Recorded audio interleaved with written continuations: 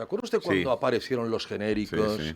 y cuando a la señora del tercero y al señor del cuarto le recetaron otro nombre? Y sobre todo algo que usted siempre ha comentado, ¿no? La importancia que tienen y sobre todo, bueno, el cariño que se le tiene a la pastilla en su forma y color. Sí, sí, tanto. Cuando le cambias la forma y el color, explícale que es lo mismo. Sí, sí. Que es un genérico que es pues prácticamente similar a...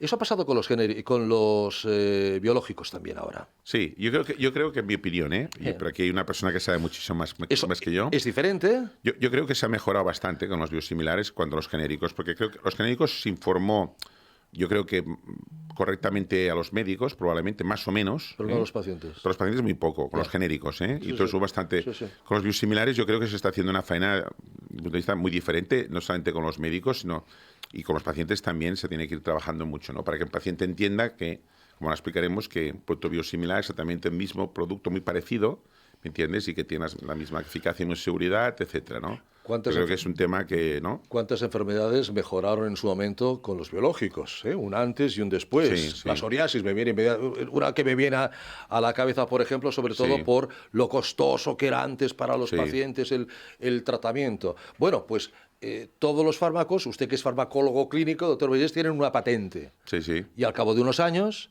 esa patente desaparece. Exacto. Con lo cual entra, digamos, libremente en el mercado. Sí. Y entonces es cuando la industria puede realizar ese mismo producto llamado, en este caso, biosimilar. En este caso son productos biológicos, que es diferente. Que son productos, tienen o dijéramos, son productos que tienen una naturaleza diferente a una sustancia química. Sí, sí. ¿No? Por ejemplo, un producto biológico, pues la heparina, por ejemplo, ¿no? Sí. Pues o sea, y entonces, bueno, es importante entender este tema, pero hoy nos lo van a explicar muy bien. Sí, estoy hablando yo, estamos hablando aquí tenemos una autoridad en la materia porque no es ni más ni menos que la directora general de la Asociación Española de Biosimilares, Biosim, que es Encarna Cruz. La señora Cruz, bienvenida, Encarna, gracias por acompañarnos. No, bienvenida, sobre todo lo que quería es agradecer tener la oportunidad de compartir este rato con vosotros y sobre todo con OAFI, y de verdad que me hace muchísima ilusión que nos hayáis invitado y cómo no, felicitaros por estos 100 programas, que soy una afortunada, Pues estoy sí. en el programa 100, o sea, esto ya lo pondré yo en mi currículum, participé en el programa 100, o sea que esto es un regalo que me habéis hecho y cómo no, por la rosa también, que Sí, hombre. aunque de forma con algún día de retraso, pero siempre se agradece una rosa de San Jordi. Aquí tenemos una rosa para todas las oyentes, ¿eh? Una rosa, aquí está, esta rosa es para todas las oyentes y algún oyente que quiera, por supuesto, ¿eh? No hay ningún problema del programa. Encarna, hablábamos hace un instante de los muchos avatares que ha habido con la comunicación, etcétera, pero para situarnos, ¿qué son los medicamentos biosimilares?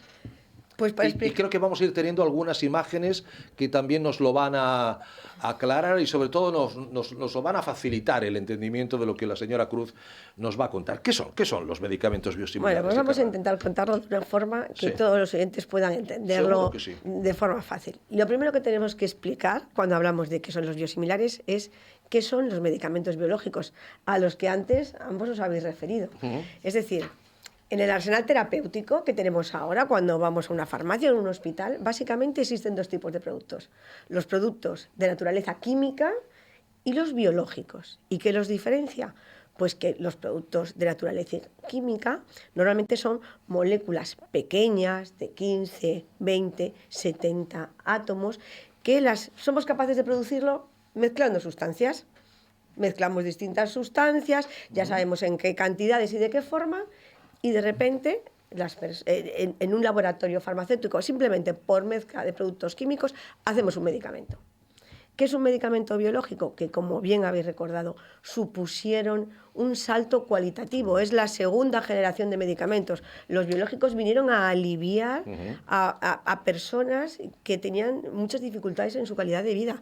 Han mejorado mucho el pronóstico de pacientes oncológicos. Un medicamento biológico que es tan complejo que no somos capaces de fabricarlo a partir de mezcla de sustancias químicas. Tiene que ser un ser vivo el que lo produzca.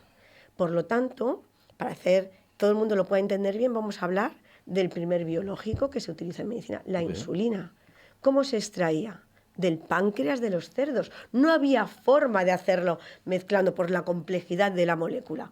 Y se extraía del páncreas de los cerdos. Y durante mucho tiempo se estuvo haciendo así. ¿Eso qué tenía? Pues problemas de escasez y luego problemas de calidad, porque tú no tenías la sustancia perfectamente definida, pero no teníamos otra forma de hacerlo. Claro. ¿Qué pasó en la década de los 80, 90? Ahí vemos un cerdito y puesto, Un cerdito, en la imagen, por ejemplo. Que es la insulina extraída del páncreas porcino durante mucho tiempo.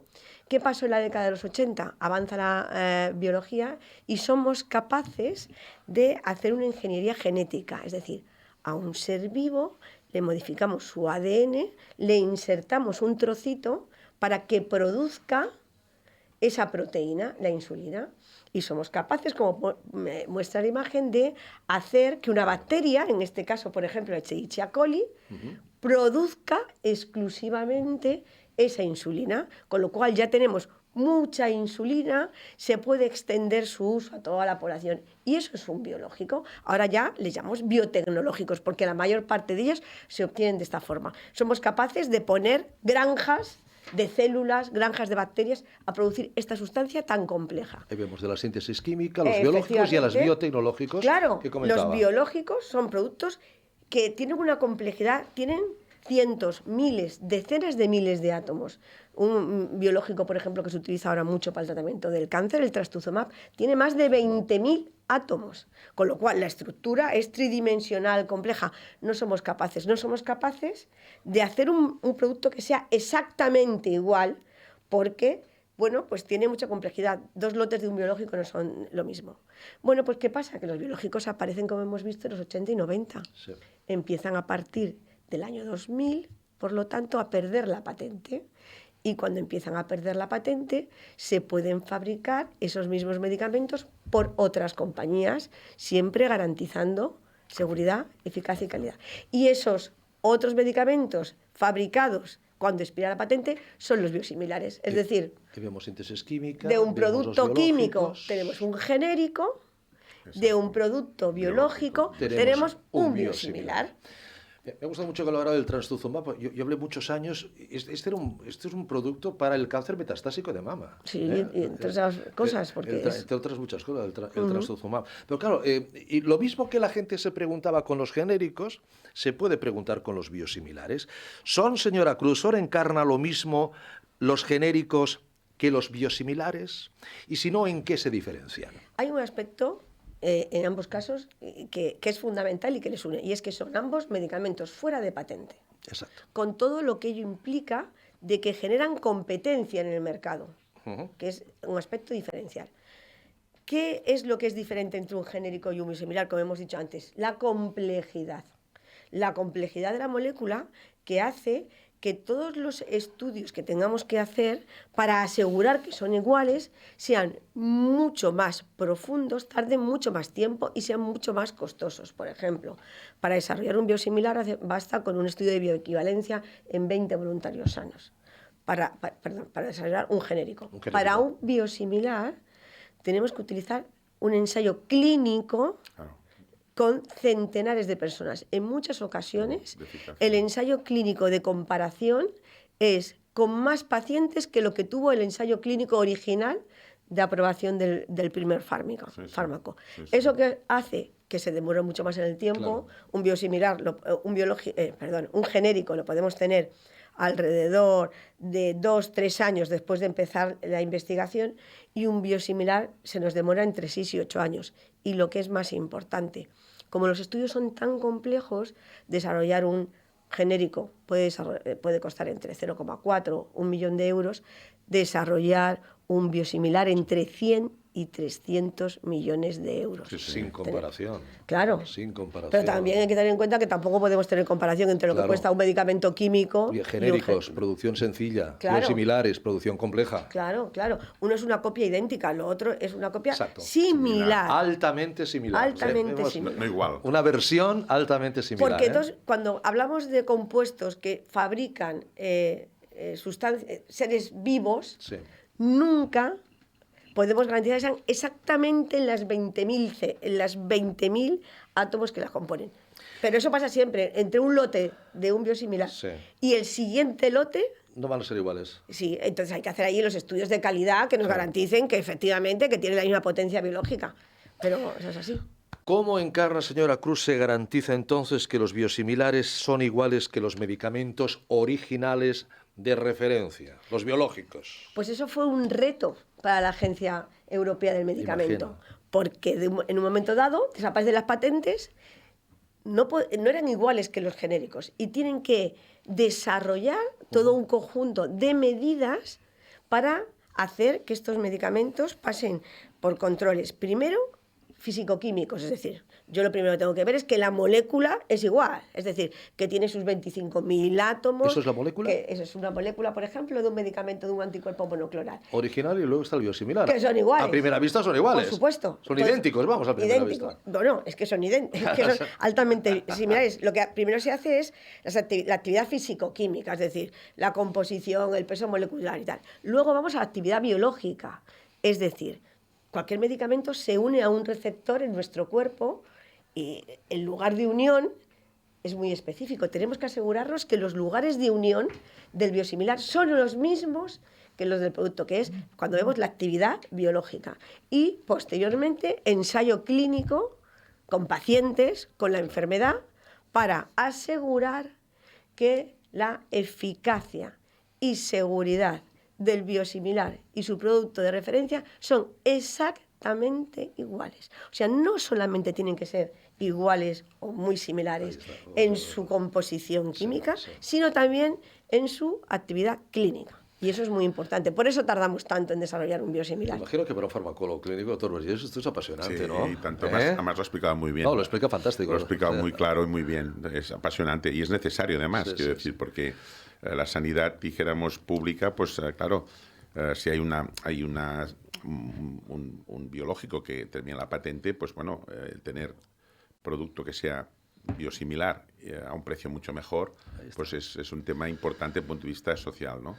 Yo creo que antes hacías una pregunta, Ricardo, muy importante, ¿no? Que es que cómo esto se ha transmitido a los médicos, a las asociaciones de médicos. Yo creo que esto se ha transmitido bien. Ha habido más o menos, como siempre, resistencias, pero eso es lógico.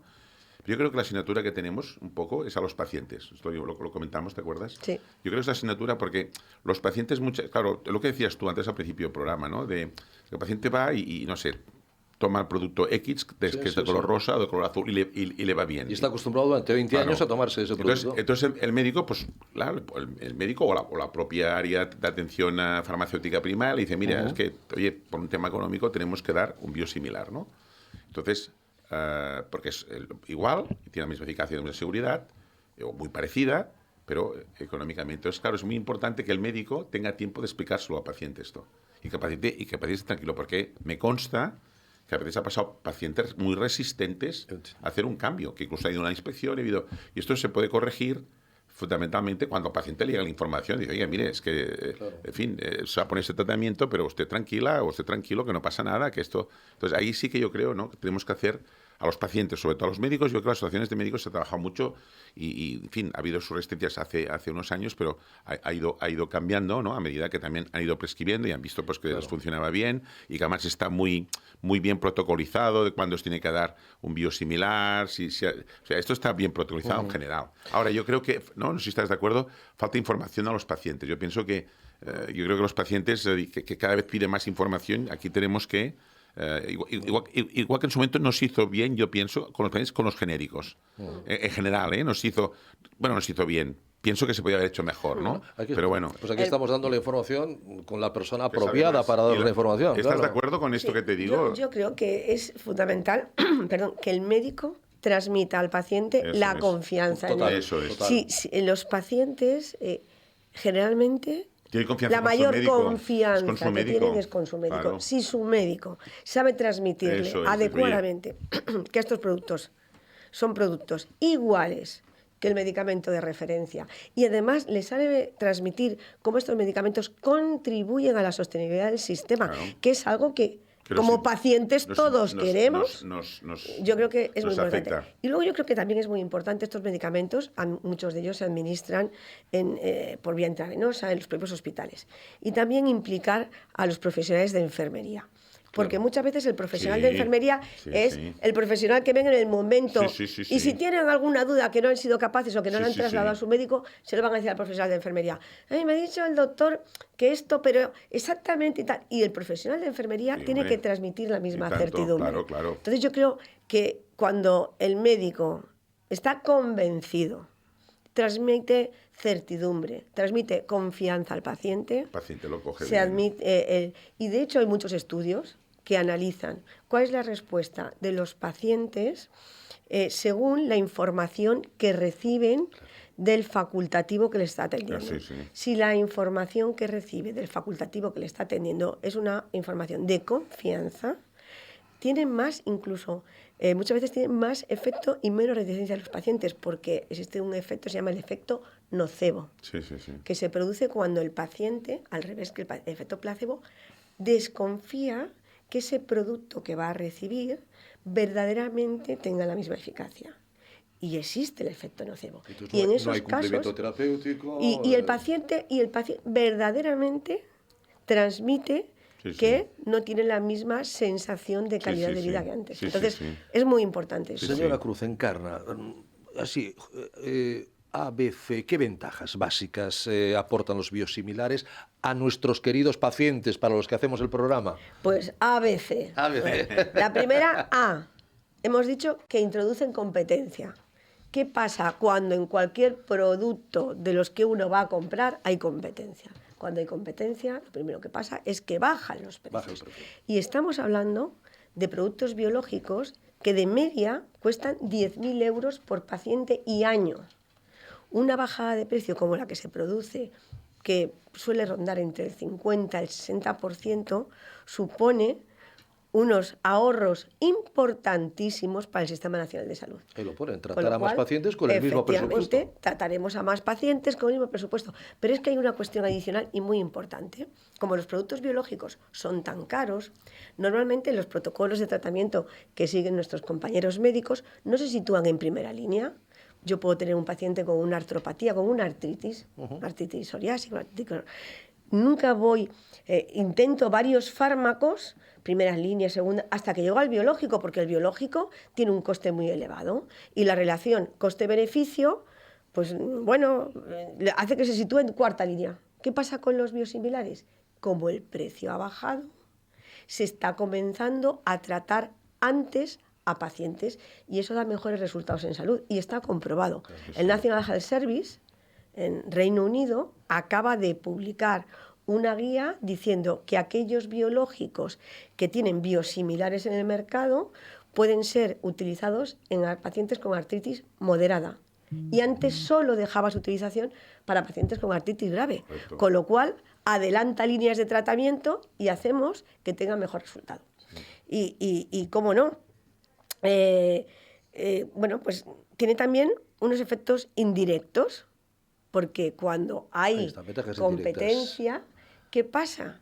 Que favorece que haya innovación, porque si soy yo el mercado que tiene el trastuzumab, por volver al ejemplo del trastuzumab, y sin abstraernos de las comercializadoras, si soy un laboratorio que tengo un producto original que sé que en 10 años, en 12, va a perder la patente, lo que hago es investigar para intentar coger ese hueco. Claro. Y por otro lado, las compañías de biosimilares que saben que salen a un mercado que ya está ocupado, intentan incorporar mejoras en sus productos para ser más competitivos. Ejemplo, el infliximab, por ejemplo, es un medicamento para la artritis que utilizan muchos pacientes. Hasta ahora era intravenoso. Hace un año salió un biosimilar subcutáneo que permite que en vez de ir al hospital te lo puedes administrar en tu casa, por ejemplo. La investigación necesita recursos y si los podemos eliminar de los biológicos, pues bienvenido sea. Ahora hablaba de la artritis. ¿En qué enfermedades básicamente se suelen utilizar este tipo de medicamentos, señora Cruz? Pues tenemos 17, no hay muchos biosimilares, no es como los genéricos, porque ya hemos dicho que su investigación es mucho más compleja. Tenemos 17 principios activos biosimilares aprobados en nuestro país. para indicaciones tan frecuentes y que seguro que muchos de los pacientes con artrosis, con osteoporosis, con enfermedades relacionadas tienen, pues tenemos biosimilares para el tratamiento oncológico, fundamentales, biosimilares para la diabetes, para el tratamiento de la infertilidad, para la enfermedad tromboembólica. En el ámbito, por ejemplo, que nos ocupa ahora de la salud articular, tenemos biosimilares para la artrosis. El condroitin sulfato tiene un biosimilar. Estamos viendo 10 enfermedades en pantalla, por ejemplo. El sulfato es un biológico. Sí. Para, por ejemplo, para enfermedades como las artropatías, las artritis psoriásicas, la espondilitis anquilosante. También tenemos toda una batería. Tenemos todos los anti-TNFs. Y otra patología también muy extendida también y relacionada con el ámbito articular, como es la osteoporosis. También tenemos medicamentos biosimilares para osteoporosis como la teriparatida. Pero no solo esto, sino que se están investigando dentro de estas áreas nuevos biosimilares que saldrán seguramente en los próximos años, tanto para la osteoporosis como para las artropatías. Pues está el presidente de AECOSAR. Lo que ha dicho la doctora Cruz es muy importante, porque ha citado todos estos biosimilares en el área de la reumatología. Y esto es muy importante, pues nosotros desde la Fundación lo vamos diciendo a los reumatólogos, que muchas veces nos tienen este concepto. Una artritis reumatoidea, una artritis psoriásica va a acabar en una artrosis. Es un concepto todavía que estamos influyendo mucho. ¿Por qué? Porque la propia enfermedad pues lo que produce es alteración dijéramos, del cartílago secundario de la sinovial. Por tanto, es muy importante que aunque una paciente que tenga artritis reumatoidea, artritis psoriásica o espondilitis, pues dijéramos pues, que pueda tomar su biosimilar, y si el médico pues, se lo aconseja y tal y cual, porque además, fíjate que esto la va a ayudar o le puede ayudar, ¿me entiendes?, muchísimo a que después no te haga una prótesis, no sé si me entiendes, ¿no? Este es un tema poco estudiado, pero nosotros vemos y tenemos muchas pacientes que tienen problemas de prótesis, de poner una prótesis y tienen una artritis reumatoidea. Otra forma de ahorro, Otra forma de ahorro. Claro. Por eso evitar una prótesis. Es un tema... Hombre, es que el tratamiento precoz con medicamentos biológicos se ve que tiene mejores resultados en salud cuando tú adelantas el tratamiento biológico. Pues sí que esto es un tema a estudiar, pero es un tema en debate, pero tiene su lógica, Sí. Tiene su lógica, Doctora Cruz, ¿cuál es el ahorro que producen estos biosimilares? Y sobre todo usted me decía el jueves que me hablaba de tratamientos de millones de euros por paciente. ¿A qué se pueden destinar? De hecho, ¿a qué se destinan? Pues mire, de biosimilares tenemos 57 marcas ahora en el mercado. Bueno, decir que relacionadas con la salud articular son 22 de las 57, que no son pocas, Importante. Bien, pues... mercado de salud articular y tantas patologías. Sí. Pues hicimos un estudio hace muy poco, que lo presentamos creo que fue el año pasado, del ahorro que había producido los biosimilares desde el año 2009 al año 2022. El ahorro era de más de 5.000 millones de euros, teniendo en cuenta que al principio teníamos muy poquitos biosimilares. Y digo esto porque, aunque en todos esos años son 5.000 millones, solo en el año 2022 el ahorro por los biosimilares va a ser de más de 1.000 millones de euros, porque salió como biosimilar un producto que era un gran blockbuster, que es adalimumab, Humira, que seguramente se ha hablado en estos programas. Por supuesto. Ese medicamento biológico tan importante, tan buen medicamento además, salió como biosimilar y ha hecho que, pues que efectivamente tengamos ahorros de 1.000 millones. ¿En qué se pueden invertir? En la innovación. Tenemos que hacer hueco en la innovación. Tenemos ahora el último medicamento, creo que ha sido el último aprobado por el Ministerio, es un medicamento para una enfermedad rara, que cuesta más de 1 millón de euros por paciente. Eso es lo que me comentaba. Con lo cual, ¿qué tenemos que hacer? Tenemos que hacer hueco. Tenemos que hacer hueco para que pueda entrar la innovación. Porque si no, no podríamos abordarla. Los nuevos CAR-T, medicamentos para algunos tratamientos de leucemia y tal, más de 300.000 euros por paciente. Si no hacemos hueco, si no generamos esos ahorros allá donde podemos hacerlo, con garantías de que son igual, con garantías. No estamos hablando de generar ahorros, porque si no, mire, yo tengo esta alternativa que es exactamente igual que esta otra, con un precio un 50, un 70% inferior. Que aprovecho para Claro, por supuesto. ¿Qué aprovecho? Claro, porque hemos de hacer el sistema sostenible y equitativo. Claro, Sí, yo siempre digo que la industria del original y del biosimilar forman un círculo virtuoso. No es competitivo, es virtuoso. El biosimilar necesita de innovación.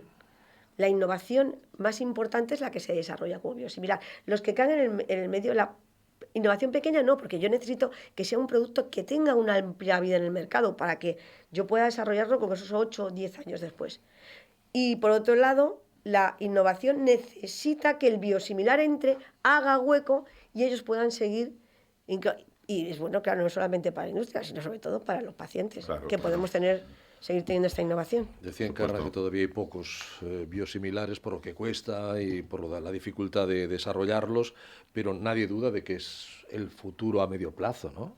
Desde el punto de vista de sostenibilidad, es la principal herramienta que tendrán todos los sistemas sanitarios. Tenemos que tener en cuenta, no estamos hablando solamente de España.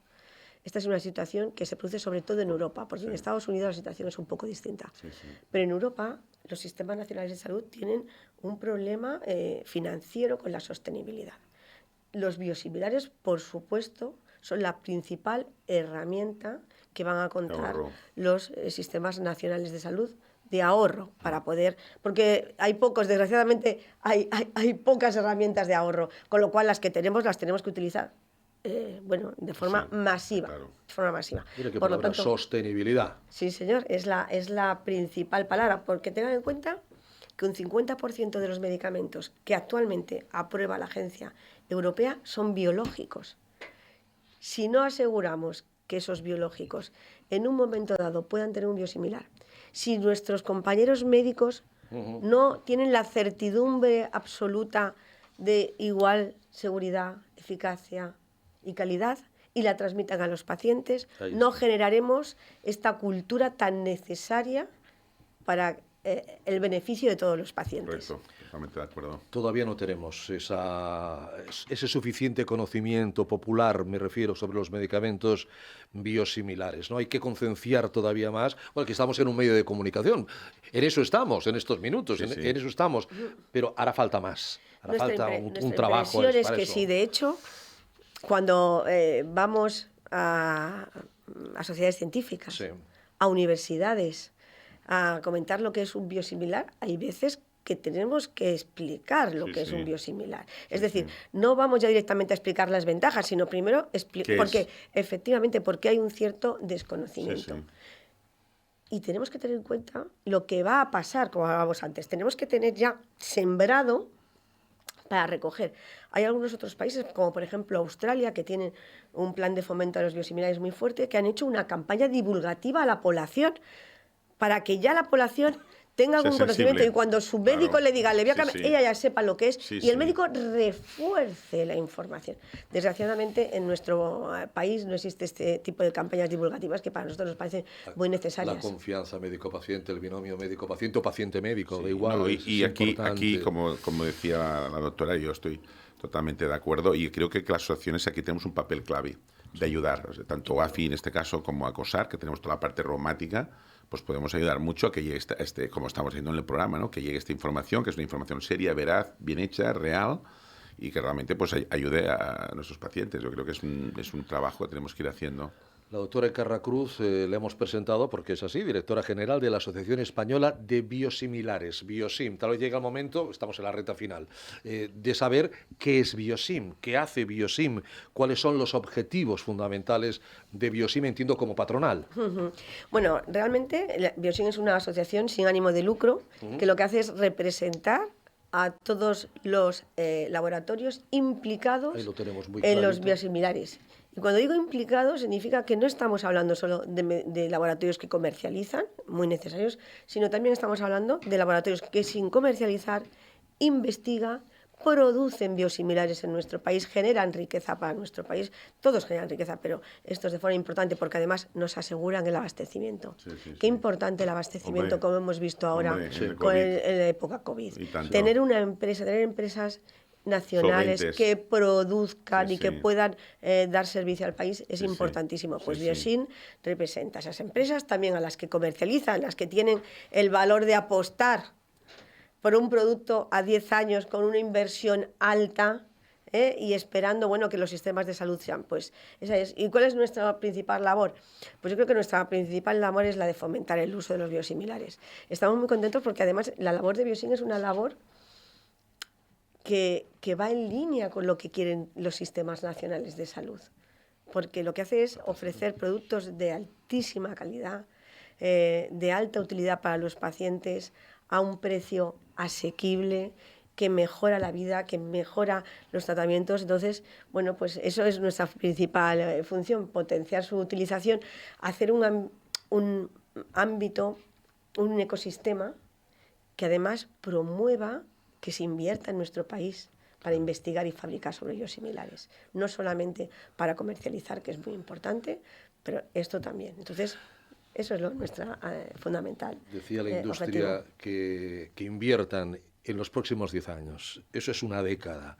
En esa década, ¿qué expectativa de crecimiento tiene usted sobre los medicamentos biosimilares, doctora Cruz?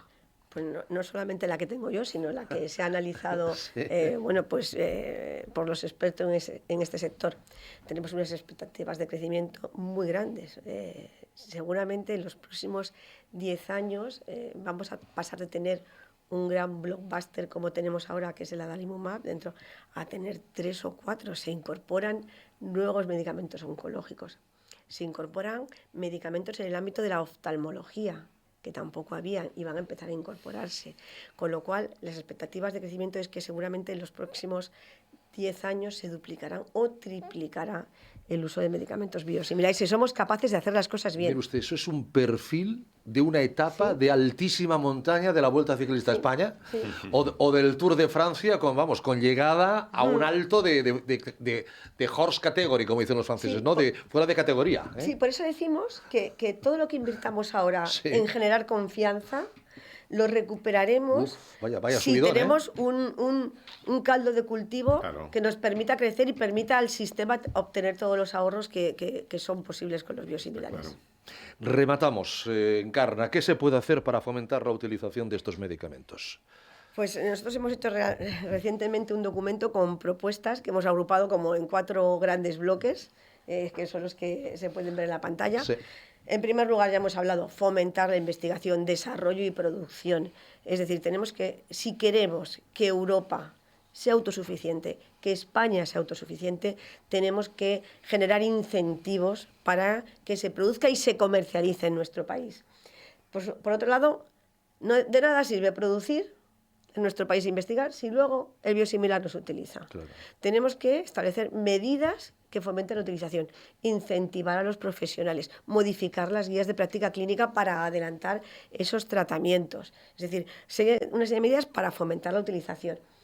Algunas también en el tema de la adquisición pública. ¿Qué está pasando actualmente? Y es un riesgo que siempre, porque nos gusta ponerlo al menos encima de la mesa. Estamos hablando de que los biosimilares tienen ahorros entre el 50 y el 70%. Porque se adquieren normalmente, aparte de los de oficina de farmacia, que suponen una parte, a través de los hospitales y, por tanto, de concursos.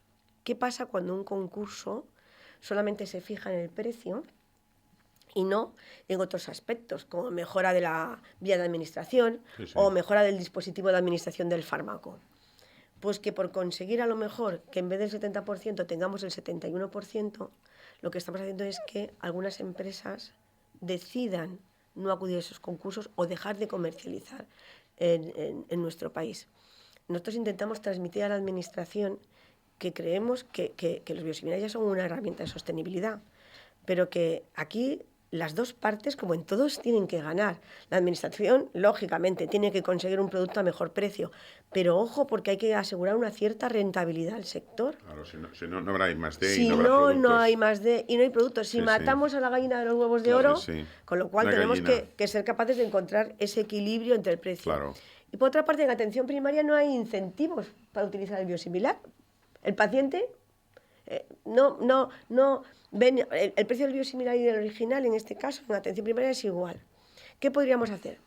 Bueno, esta medida no está incluida pero sí que se debatió cuando los genéricos, hablaba el doctor Vergés de los genéricos, yo también recuerdo la época de los genéricos, no sé si recuerda el doctor Vergés, a lo mejor no, porque no estaba, que había un diferencial, por ejemplo, para que el farmacéutico, el porcentaje fuera diferente.